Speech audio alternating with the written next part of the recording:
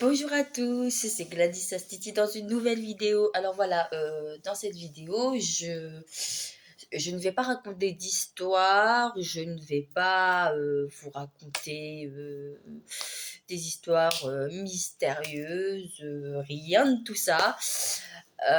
Non, dans cette histoire, ce que je vais vous raconter, je vais vous parler d'un sujet qui me paraît important et que je trouve qu'on n'en parle pas assez. C'est pour ça que je tiens à en parler avec vous aujourd'hui. Par contre, je préviens, je suis un peu malade, donc comme vous pouvez le voir, je vais souvent faire parce que je suis malade. Donc vous m'excuserez de ces vous m'excusez de ces interruptions qui auront lieu tout le long de cette vidéo et j'espère que je vais bientôt guérir. Voilà, alors le sujet dont je voulais vous parler, c'est le sujet de c'est religieux sans être religieux. Parce que, attention, je vais pas parler de politique, je vais pas parler de religion, parce que la religion, c'est quelque chose qui est vaste et qui appartient à tout le monde. Donc, je ne vais pas trop parler de religion. Je vais plus vous parler d'une religion qui a été transformée et qui a été transformée. Qui a été transformée et du coup, c'est une religion qui n'aurait jamais dû être transformée, mais qui a été transformée. Donc, déjà, je vais parler dans cette vidéo de l'islam radical. Donc l'islam, c'est la religion et radicale parce qu'elle a été complètement changée, complètement modifiée. C'est une religion que beaucoup de gens connaissent, que certains qui sont en train de regarder ma vidéo sont en train de pratiquer. Donc je n'ai rien contre cette religion, c'est une religion comme les autres. Sauf que cette religion a été transformée par certaines personnes qui ont changé cette religion et qui l'ont transformée en quelque chose de vraiment sectaire, dur, euh, et qui se croient et qui se sont même crus tout permis par rapport à ça. Donc, euh, Donc, du coup, c'est une religion qui a été transformée en quelque chose de dur, de sectaire et de injuste, surtout envers les femmes. Donc, je vais parler de ça, mais plus particulièrement, je vais parler de jeunes. Je vais vous raconter une histoire d'une jeune fille.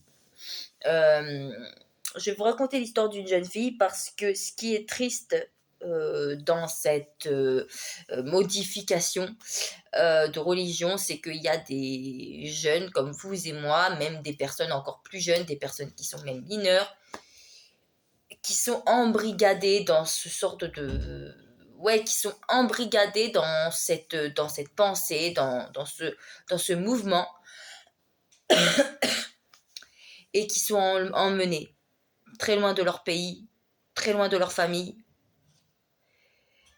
et qui aujourd'hui, il y en a certains qui sont encore coincés. À l'heure où nous parlons, il y a encore des gens qui sont coincés dans ces pays et qui ne peuvent pas retrouver leur famille. Et il y a beaucoup de familles qui mènent un combat acharné pour justement pouvoir retrouver leurs proches et pour que leurs proches puissent revenir ici, en France. Alors, euh, je vais vous raconter l'histoire de Sacha. Sacha a 17 ans. C'est une jeune fille pleine de projets. Elle fait de la musique dans un conservatoire, donc c'est un niveau bien élevé. Elle est très douée en piano. Le piano, ça a toujours été son truc. Elle a une famille, elle a un frère, une sœur, des parents. Elle s'entend très bien avec ses parents. Elle s'entend très bien avec toute sa famille. Elle a des amis. elle va à l'école, enfin bref. La vie d'une jeune fille lambda. Et justement, à sa 17e année, elle va rencontrer un jeune homme qui s'appelle Benoît. Entre Sacha et Benoît, ça match. C'est le coup de foudre, c'est tout ce que vous voulez. Ils enchaînent une histoire. Et Sacha, plus elle va sortir avec ce jeune homme, et plus elle va comprendre que, elle n'a pas rencontré sa famille, mais que sa famille a l'air d'être... Enfin, que ça a l'air d'être quelque chose qu'ils ont l'air d'être très... Ils ont l'air d'être très durs, très sévères. Surtout le père, apparemment. Bon. Sacha connaît pas, elle va pas juger, d'accord? Et un jour, elle va rencontrer la famille de Benoît. Et elle sera profondément choquée par ce qu'elle va découvrir. Parce que quand elle va arriver, elle va voir une femme qui se présente comme la mère de Benoît, mais on voit rien. Tout ce qu'on voit, c'est les yeux de cette jeune femme. Le père, lui, est en tenue normale, hein, il est habillé normalement, voilà. Et du coup, bon, bah, la première fois, ça se passe bien. Le premier dîner se passe bien. Mais bon, quand même, Sacha, elle va remarquer que voilà, que la femme, que la mère de Benoît ne parlait presque pas. Benoît a une sœur et la sœur, c'était pareil. Elle ne parlait pas.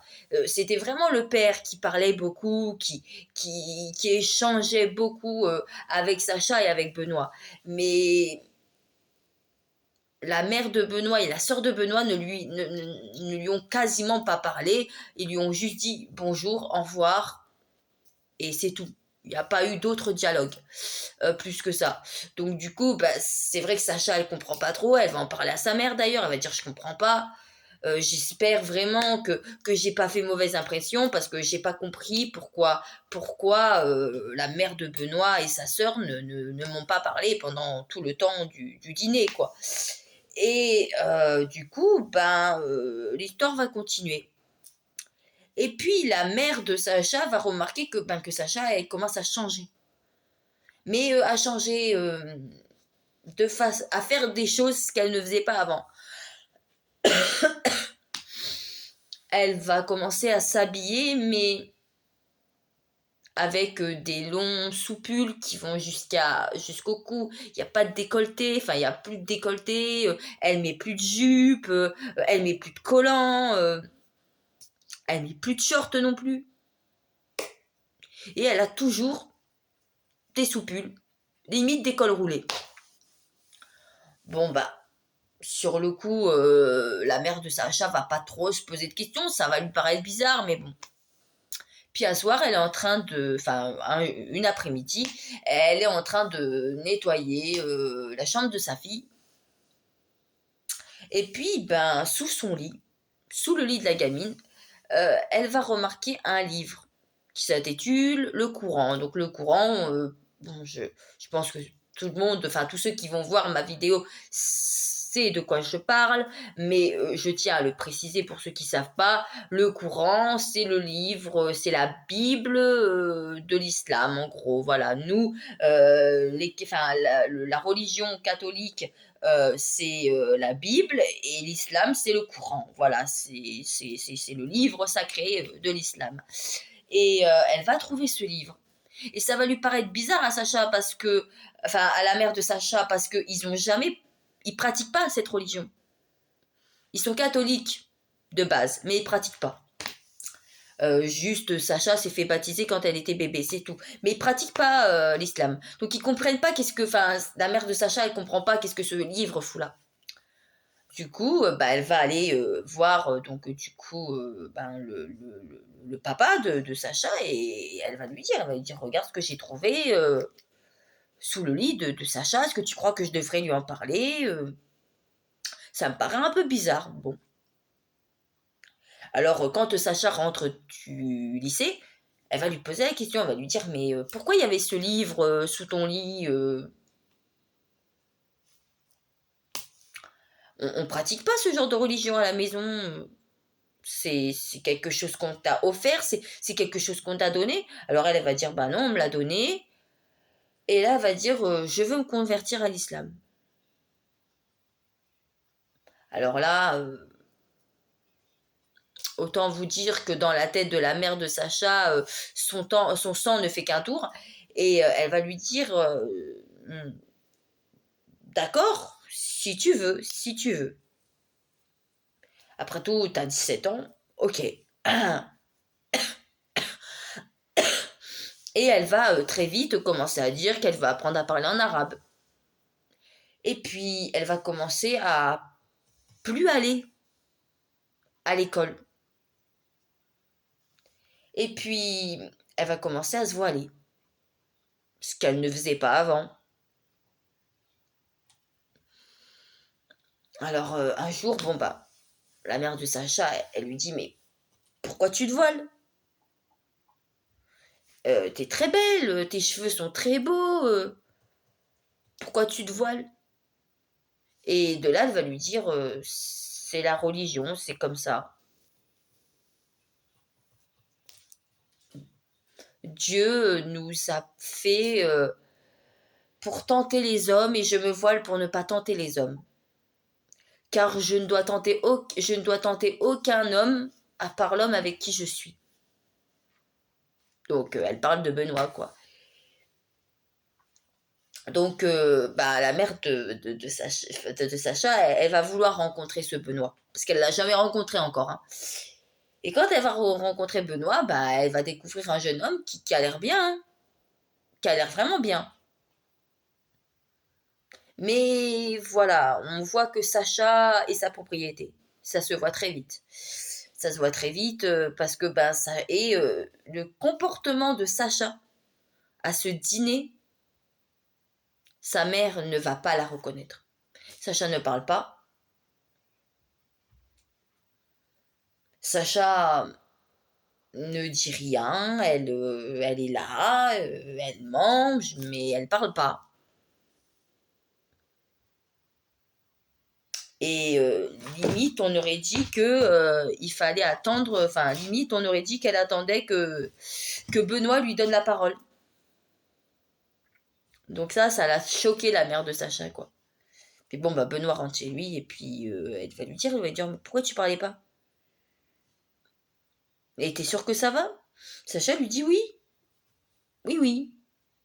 Mais quand on est en présence de son futur mari, on ne doit pas parler. Enfin, la mère de Sacha, là, elle croit avoir mal entendu. Elle lui dit, attends, comment ça ton futur mari? Oui, maman, je vais me marier. Je vais me marier avec Benoît. Alors là, Sacha, elle comprend rien. Enfin, la mère de Sacha, elle comprend rien. Elle dit, mais comment ça, tu vas te marier avec Benoît? On n'en a jamais parlé. Et puis t'es encore mineur. Et puis t'as pas fini tes études. Et puis du là, Sacha lui dit, bah écoute, maman, j'en ai parlé avec le père de Benoît et il est d'accord pour que je me marie avec Benoît. Et de là, ben, la mère de Sacha va lui dire, le père de Benoît, il est d'accord, très bien, mais à moi, à ton père, tu nous as pas demandé notre avis, à nous, tu nous as pas demandé qu'est-ce qu'on en pensait. Et de là, elle va dire, ben, Benoît m'a dit que qu'il avait, enfin, qu'on n'avait pas besoin de votre consentement pour qu'on se marie. Bon. De là, elle dit, il va falloir qu'on nous reparle de cette histoire de mariage, va te coucher. Sacha va se coucher, puis le lendemain, elle fait mine qu'elle part au lycée, et le soir, elle rentre pas. Et donc du coup, ben, n'ayant pas de nouvelles de Sacha, parce qu'elle a beau l'appeler, Sacha ne répond pas, elle commence vraiment à s'inquiéter. Et du coup, elle va appeler la meilleure amie de Sacha, Pauline. Et Pauline lui dira qu'elle est venue au lycée, mais qu'elle n'est pas venue au lycée pour faire les cours. Elle est venue au lycée pour lui dire au revoir. Pour lui dire qu'elle arrêtait ses études et que du coup, qu'elle allait se marier avec un homme. Et donc Benoît, hein, et que c'était la dernière fois qu'elle venait au lycée. Et que Pauline ne la reverrait pas. Et que du coup, elle venait pour dire au revoir.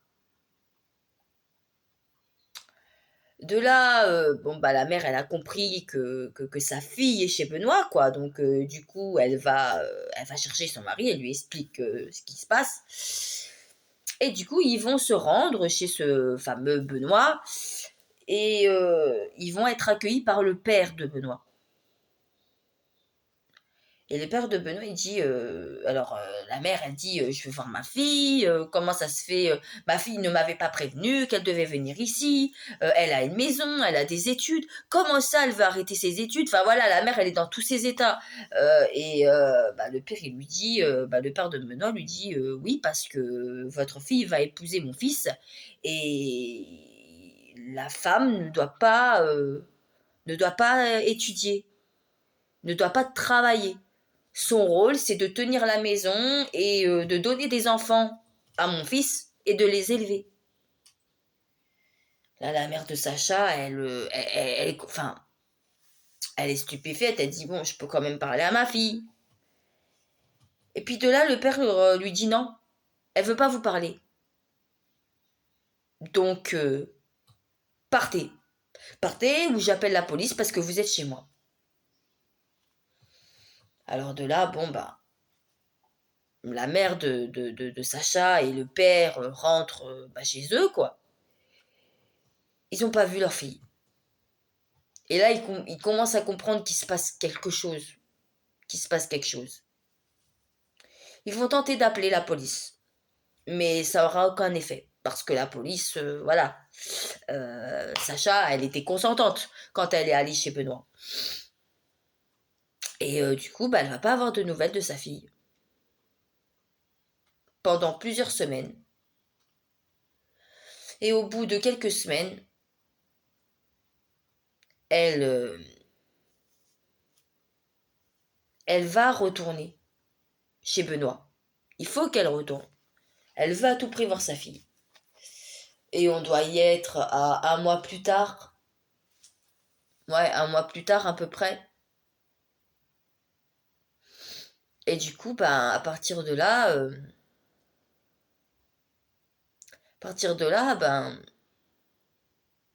elle voit que la maison est vide, qu'il n'y a plus personne. L'appartement a été vidé. Il n'y a plus Sacha. Il n'y a plus la famille de Benoît. Et quelque temps après, excusez-moi, elle va recevoir un appel de sa fille qui lui dit, maman, écoute, je suis désolée de ne pas te l'avoir dit. La famille de Benoît ne voulait pas que je te le dise, mais je suis plus en France.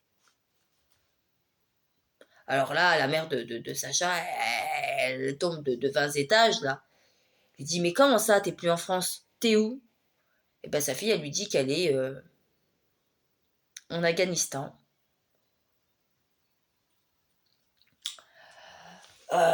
Et que elle s'est mariée. D'ailleurs, par SMS, elle recevra les photos de ce mariage. Mais c'est tout. Elle recevra plus rien après. Et donc, du coup, elle va aller en Afghanistan parce qu'elle veut retrouver sa fille, coûte que coûte. Et du coup, quand elle va se rendre en Afghanistan, elle va la voir, sa fille. Avec un bébé, parce qu'elle a accouché. Le bébé, il doit avoir quoi, 3 mois. Et Sacha, elle est déjà re-enceinte. une seconde fois. Alors quand les deux femmes se retrouvent, ben, vous imaginez que c'est voilà, c'est l'éclosion. La mère est très contente d'avoir trouvé sa fille est très contente d'avoir trouvé sa mère. Manque de peau, elle n'était pas toute seule. Manque de peau, il y avait Benoît, qui était pas loin. Et Benoît, quand il va voir ça, il va lui dire, il va arriver, il va lui dire, mais qu'est-ce que vous faites là, vous? Qu'est-ce que vous voulez, enfin, de quoi vous, qu'est-ce que vous faites là? Votre fille, c'est ma femme maintenant. Vous savez, on vous a envoyé les photos.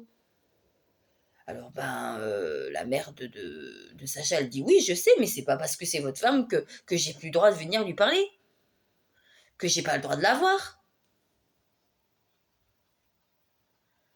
Et à la suite de ça, Sacha n'a même pas, au bout de quelques phrases échangées avec sa mère, il y a Benoît qui la prend par le bras et qui lui fait comprendre que faut partir. Elle s'en va. Elle s'éloigne de sa mère.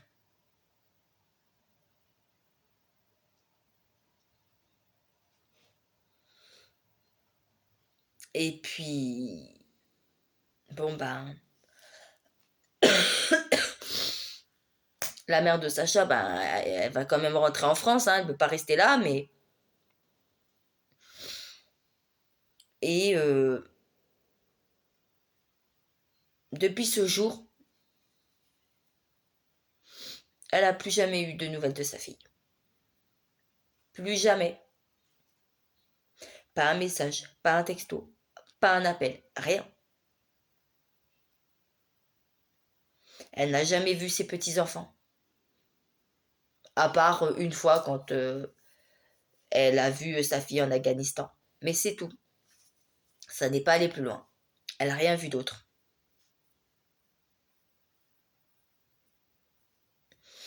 Et elle va parler avec une collègue à elle, hein. Ils vont se renseigner aussi sur une association. Et on va lui dire que voilà, que la famille de Benoît pratiquait ce qu'on appelle l'islam radical. Et que leur fille s'était fait radicaliser. Après, est-ce que c'est malgré elle ou est-ce que c'était volontaire? On ne sait pas. En tout cas, elle s'est fait radicaliser, ça c'est sûr. Et elle apprendra que sa fille fait partie de beaucoup de filles et de garçons qui partent dans ces pays, Afghanistan, Syrie,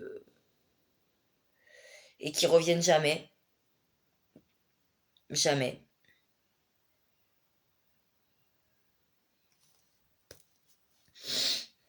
Donc voilà. Fin de l'histoire. Pour l'instant, on n'a pas de nouvelles. Sacha n'a toujours pas redonné de nouvelles à sa mère. Ni à son père, ni à ses frères, ni à sa sœur, rien. Pas de nouvelles de Sacha. Donc voilà où se termine, voilà comment se termine cette histoire. Elle se termine pas d'une façon très joyeuse comme vous avez pu le remarquer. Donc voilà, je tiens à le dire, je n'ai rien contre l'islam, contre n'importe quelle religion, hein, pas du tout.